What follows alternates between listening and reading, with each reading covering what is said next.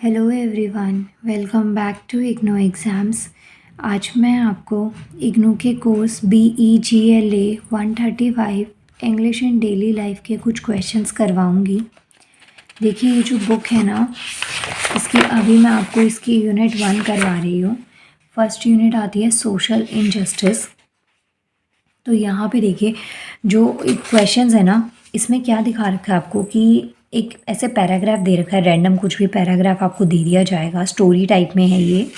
और फिर इससे रिलेटेड ना आपसे चेक योर प्रोग्रेस दे रखा है। जैसे हम जूनियर क्लासेस में करते थे ना कि एक आपको पैराग्राफ में कुछ लाइंस दे दी, मतलब एक पैराग्राफ दे दिया जाता है, उसके नीचे आपसे कुछ क्वेश्चंस दे दिए जाएंगे ऐसे रैंडमली, और आपको उस पैराग्राफ के बेस्ड पे उन क्वेश्चंस को अटेम्प्ट करना है।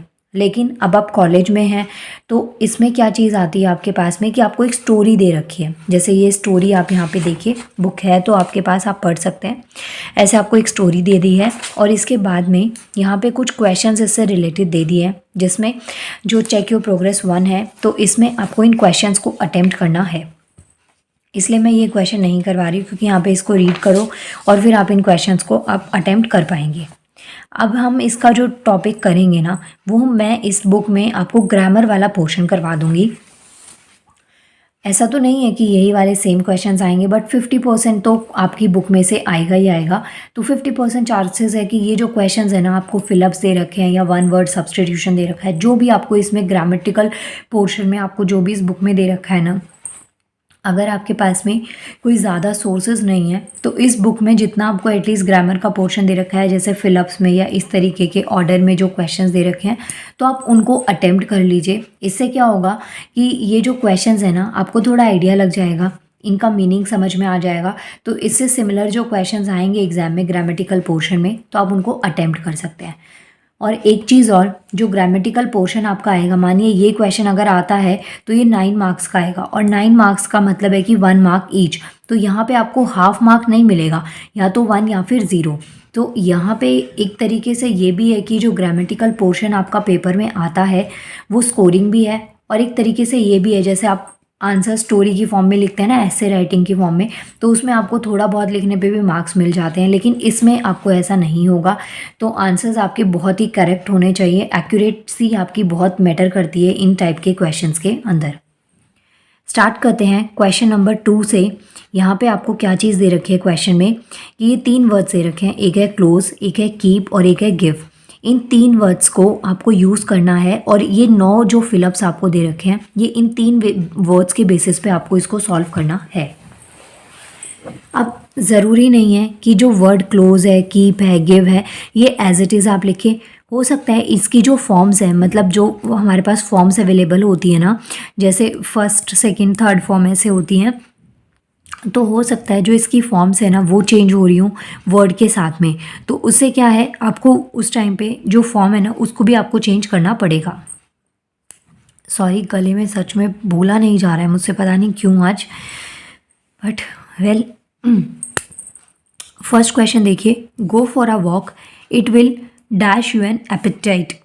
एपेटाइट का मतलब क्या होता है, जैसे आपको भूख नहीं लग रही है, आप सारा दिन बैठ के फ़ोन में गेम खेलेंगे या कुछ भी आप इलेक्ट्रॉनिक गैजेट यूज़ करेंगे, तो ऑब्वियसली हमारी कोई फिजिकल एक्टिविटी नहीं होगी, तो उस टाइम पे आप थकेंगे नहीं, आपको भूख कम लगेगी, आपको नींद ज़्यादा अच्छे से नहीं आएगी।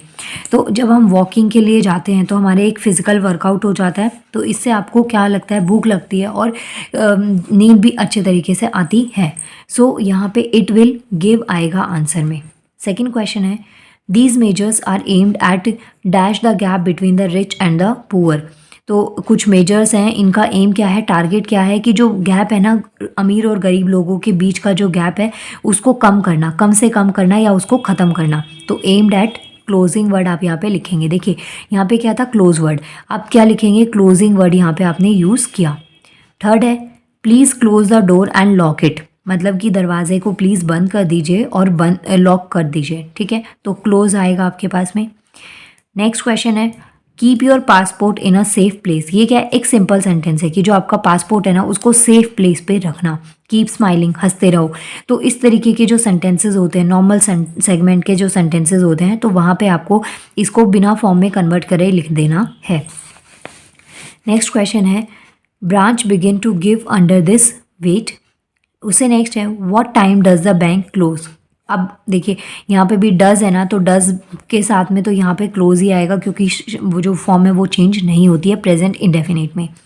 She kept the children amuse for hours. Amuse का मतलब होता है कि आप किसी को काम में उलझा के रख रहे हो किसी भी चीज़ में या एंटरटेनमेंट के पर्सपेक्टिव से, तो आपने क्या है किसी को भी आपने अपने अंदर उलझा के रखा। जैसे कि जो मूवीज़ होती हैं, वेब सीरीज़ होती हैं, ये क्या है एक तरीके का एंटरटेनमेंट है, हमारे अम्यूज़मेंट, हमारे अम्यूज़ के लिए ये चीज़ें बनी हैं। हमको अगर आप मूवी देख रहे हैं तो 2.5-3 घंटे जितने भी आवर्स की मूवी होती है आप उसमें खो जाते हैं, तो टाइम आपका वेस्ट भी हो रहा है, यूटिलाइज भी। यूटिलाइज तब होगा जब आप अच्छी मूवी देखेंगे और वो आपके लिए कोई बेनिफिशियल हो, और वेस्ट तब होगा जब आप यूं ही कुछ भी टाइम पास कर रहे होते हैं। तो क्या है कि जो ये चीज़ें हैं ना ये हमको अम्यूज भी रखती हैं।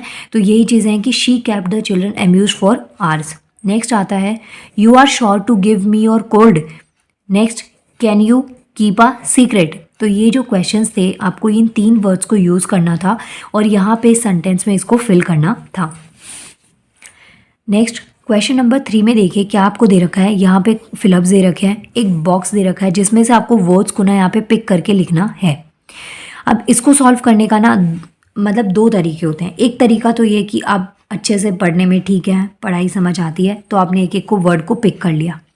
सेकेंड तरीका ये है कि अगर आपको ज़्यादा चीज़ें नहीं आती तो आप इसमें से एलिमिनेट करना स्टार्ट कर दीजिए। जैसे कि कुछ जो इसमें पॉइंट्स हैं ना वो काफ़ी अच्छे वाले हैं। जैसे कि ये वाला पॉइंट है कि my friend learn to drive, मतलब मेरे दोस्त ने ड्राइव करना सीखा, कार चलाना सीखा। तो इसमें किसकी बात करी गई है, टाइम पीरियड की बात करी गई है। तो ऊपर वाले इसमें आपको टाइम पीरियड सिर्फ वीक्स में दिख रहा है, तो 3 हफ्ते में उसने कार चलाना सीखा। तो एक फर्स्ट पॉइंट आपका यहाँ से 3 वीक्स यहाँ गायब हो गया। सेकंड अगर आप यहाँ इस वाले सेंटेंस को देखें तो देखिए यहाँ पे कैश की बात करी गई है, अमाउंट की बात करी गई है। तो पैसा है तो मतलब कैश से रिलेटेड कुछ बात होगी। तो यहाँ पे क्या हो गया, इन कैश, कि आपने एक वॉच खरीदी, कितने की थी, 3000 की थी, और आपने उसको किस में दिया, कैश के अंदर उसकी पेमेंट कर दी। ये हो गए 2।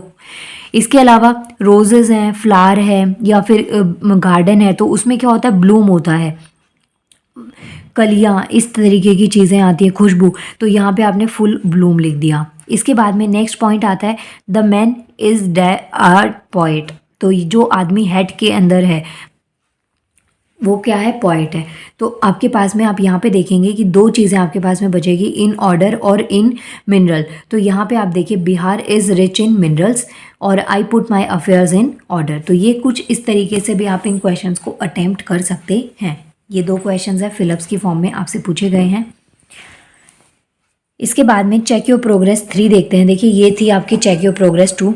चेक योर प्रोग्रेस 3 अगर आप देखेंगे तो यहाँ पे ये जो आपको सेंटेंसेस में वर्ड्स दे रखे हैं ना, इसको आपको अलग फॉर्म में कन्वर्ट करके इस सेंटेंस को कंप्लीट करना है। तो फर्स्ट है do you remember to lock the safe. Next है, ये आपके पास में है। आप यहाँ पे देखिए यहाँ पे मोस्टली क्या है, अगर आपके पास में 2 वर्ड लगाना है, आपको याद क्या रखना है, अगर आपको 2 वर्ड यूज़ करना है ना तो आपके पास में फॉर्म कोई नहीं लगेगी, वर्ड ऐसे ही रहेगा। बस आपको यहाँ पे मोस्टली इन पे क्या आगे लगा देना है, 2। सारे सेंटेंसेस में एक चीज़ थी, my sister is afraid of heights, she refuse to go rock climbing. तो यहाँ पे सब में आपने क्या लगाया है, 2 वर्ड लगा दिया है यहाँ पे, और बाद का जो वर्ब है ना वो एज इट इज़ सेम रहा जो आपको ब्रैकेट में दे रखा था। अच्छा लास्ट में बाकी के तो आपको समझ में आ जाएंगे। यहाँ पे एक स्टेटमेंट दे रखी है, Sherpa want the mountaineers not smoke while using oxygen mask. तो जो माउंटेनियर्स है ना उनको ये चीज़ बोली गई थी कि अगर आप ऑक्सीजन मास्क का यूज़ करें तो उस टाइम पे स्मोकिंग नहीं करनी है, नॉट टू स्मोक बोला गया था। अब जो शेरपा है ना इसका मतलब क्या होता है, ये जो होते हैं ना ये मेंबर होते हैं हिमालयन फैमिलीज़ के, जो कि कहाँ पे रहते हैं, नेपाल बॉर्डर पे या तिब्बत साइड में, मतलब जो ईस्टर्न एरिया होता है हमारे मैप में अगर आप देखें तो ये वाला जो पोर्शन होता है ना ऊपर वाला, जो ईस्टर्न वाला एरिया होता है, ये आपका नॉर्थ पोर्शन हो गया। ये जो ईस्टर्न वाला एरिया है ना वहाँ पे जो लोग रहते हैं, जो क्लाइंबिंग वगैरह करते हैं, माउंटेनियर्स होते हैं, उनको शेरपा बोला जाता है। तो इन्होंने वार्निंग दी थी कि जो माउंटेनियर्स हैं उनको स्मोकिंग नहीं करनी है जब वो ऑक्सीजन मास्क को यूज़ कर रहे हैं। इसके बाद में अच्छा, ये वैसे तो मतलब जीके का क्वेश्चन है कि स्मोकिंग क्यों नहीं करनी ऑक्सीजन मास्क यूज़ करते हुए। तो देखिए, जो बर्निंग है ना, फायर जो होती है, आग लगने के लिए हमें ऑक्सीजन की ही ज़रूरत पड़ती है। तो अगर ऑक्सीजन मास्क यूज़ करें और उस टाइम पे स्मोकिंग करेंगे तो आग लगने के चांसेस बढ़ जाते हैं। ये हमारा टॉपिक नहीं था। नेक्स्ट क्वेश्चन क्या कहता है कि यहाँ पे कुछ आपको सूटेबल इन्फिनेटिव्स दे रखे हैं बॉक्स के अंदर, और इनमें से आपको इनको पिक करना है और इस पैराग्राफ को आपको फिलअप करना है। तो यहाँ पे जो क्वेश्चन है, देखिए, many animals can be taught to solve problems specially when they are given rewards. तो पहले में आपने लिखा टू सॉल्व, सेकेंड में लिखा टू प्रेस, थर्ड में आता है टू पैक। पैक जो वर्ड है ना, वो पिजन्स के लिए यूज़ किया जाता है। पिजन्स, स्पैरोज, या फिर जो बर्ड्स होती हैं जो चोंच से, जिनके पास में बीक होती है, चोंच होती है, और उससे वो अपने खाने को उठाती हैं या किसी भी चीज़ को वो बीक से उठाती हैं, तो उनके लिए आप टू पैक वर्ड यूज़ करेंगे। समझ गए? बाकी की चीज़ें वहीं सेम है। और अम्यूज़ वर्ड जो है ना, वो मैंने अभी आपको स्टार्टिंग में समझा दिया कि किसी को एंटरटेनमेंट करना, किसी को डाइवर्ट करना। जैसे आप किसी गेस्ट का, सेलिब्रिटी का वेट कर रहे हैं और वो अभी नहीं आए हैं, लेट हैं, तो उससे पहले कोई म्यूज़िक चला दिया जाए, कोई डांस परफॉर्मेंस दे दी जाए, तो उससे क्या है, आपका माइंड भी डाइवर्ट हो जाएगा और आपको थोड़ा बहुत एंटरटेनमेंट भी हो जाएगा। तो यही चीज़ें यहाँ पे अम्यूज़ में आती हैं। आई होप आपको ये वीडियो आज की अच्छी लगी होगी, जिसमें मैंने आपको फर्स्ट जो यूनिट है उसके 4 क्वेश्चंस आपको करवाए हैं। इसके बाद में मैं आपको नेक्स्ट यूनिट करवाऊंगी, सेकेंड यूनिट, यूनिट 2। अगर आप ऐसे ही ग्रामेटिकल क्वेश्चंस पोर्शंस को कवर करना चाहते हैं तो आप मुझे कमेंट कर दीजिएगा, मैं आपको करवा दूंगी। और अगर आप खुद से इस चीज़ को कर लेंगे तो भी आप मुझे कमेंट कर देना, ताकि इस बुक पे मैं टाइम वेस्ट ना करके आपको कोई और बुक करवा दूँ या कुछ और आपको आपके एग्ज़ाम से रिलेटेड पढ़ा दूँ।